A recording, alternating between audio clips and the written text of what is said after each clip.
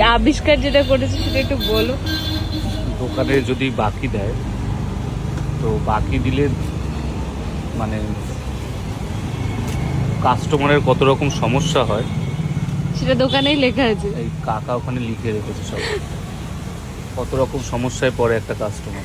বাকি দেওয়া বন্ধ, বাকি দিলে কাস্টমারের সমস্যা, অসুখ হয়, কেউ না কেউ মারা যায়, অ্যাক্সিডেন্ট বেতন পায় না, আরো নিচে লেখা ইত্যাদি আরো বহু সমস্যার সৃষ্টি হয়। সুতরাং বাকি দিয়ে কাস্টমারের এত সমস্যা করা আইনত দণ্ডনীয় অপরাধ।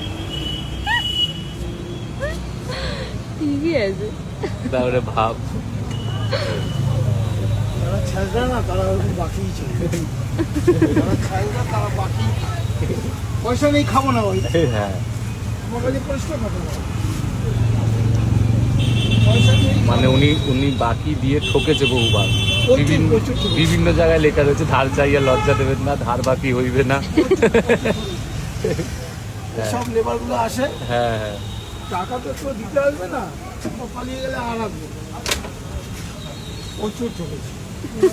তোকে দেখে লকডাউনে এক একটা বিমল 30 টাকা করে, সেই বিমল কিনে এনে 15,000 টাকা মেরে দিয়ে চলে গেছে।